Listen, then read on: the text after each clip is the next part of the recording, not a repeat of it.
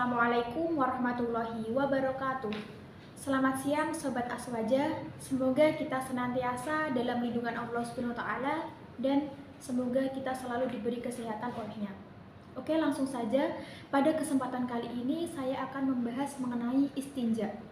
Mungkin beberapa dari teman-teman yang ada di rumah sudah tidak asing lagi dengan kata istinja. Mungkin juga ada sebagian yang belum familiar dengan kata tersebut. Nah, apa itu istinja? Istinja itu adalah kegiatan membersihkan kotoran setelah kita buang air besar atau buang air kecil.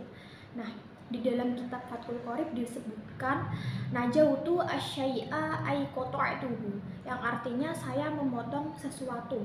Maksudnya apa?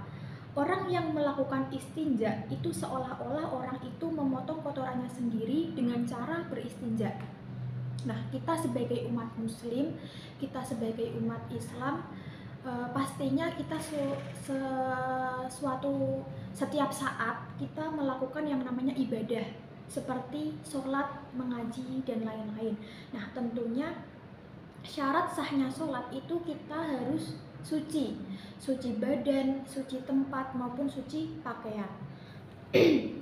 Nah, dapat disimpulkan bahwa di dalam kitab Fathul Qorib itu hukum dari melakukan istinja itu adalah fardu ain atau wajib. Dalam hadis terdapat hadis juga dari Abi Hurairah yang berbunyi istanzihu minal bauli fa inna ammata adabil qabri minhu, yang artinya bersihkanlah diri kalian itu dari kencing, karena kebanyakan siksa kubur itu berasal dari bekas kencing yang tidak bersih, seperti itu. Kemudian istinja, apa aja yang digunakan untuk istinja? Kita bisa menggunakan batu atau air, seperti itu. Dan yang lebih afdol di dalam kitab Fathul Qorib itu adalah dengan menggunakan batu terlebih dahulu. Yang pertama kita menggunakan batu terlebih dahulu, kemudian yang untuk kedua kalinya kita basuh lagi dengan air, seperti itu. Nah, kenapa sudah menggunakan batu namun harus dibasuh lagi dengan air? Karena untuk memastikan apakah najis itu sudah benar-benar hilang atau belum, seperti itu. Nah, ketika kita menggunakan batu, maka kita diwajibkan untuk melakukan 3 kali usapan dengan 3 batu. Jadi 3 batu itu untuk 3 kali usapan, 1 batu 1 usapan, seperti itu. Namun juga kita boleh hanya menggunakan 1 batu, namun batu tersebut memiliki 3 sisi. 3 sisi tersebut digunakan untuk 1 kali usapan. Jadi pada intinya kita tidak boleh menggunakan 1 batu untuk mengusap berkali-kali, seperti itu. Dengan ketentuan batu yang kita gunakan untuk istinja itu batunya bersih, tidak terkena najis atau kotoran lainnya, seperti itu.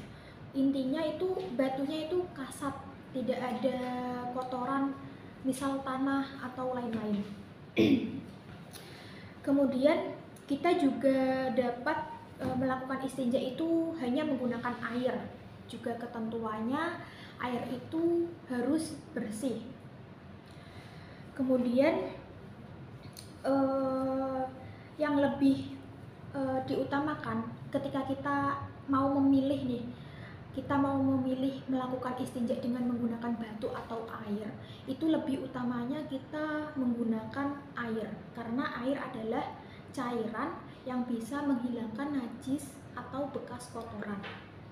Kemudian apa sih syarat melakukan istinja dengan batu? Nah, syarat melakukan istinja dengan batu itu yang pertama itu najisnya jangan sampai kering. Kalau najisnya kering kan susah gitu kan, susah diusap dengan batu. Jadi najisnya jangan sampai kering terlebih dahulu. Yang kedua, najisnya tidak berpindah tempat dari tempat keluarnya.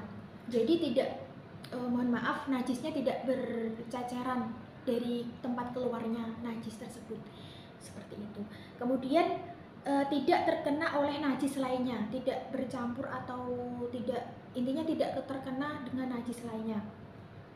Kemudian jika syarat-syarat tersebut tidak terpenuhi atau tidak mencukupi, itu maka istinjanya harus menggunakan air seperti itu. Itu saja yang dapat saya sampaikan. Kurang lebihnya saya mohon maaf yang sebesar-besarnya. Semoga bermanfaat. Terima kasih. Wallahul muwaffiq ila aqwamit thoriq. Wassalamualaikum warahmatullahi wabarakatuh.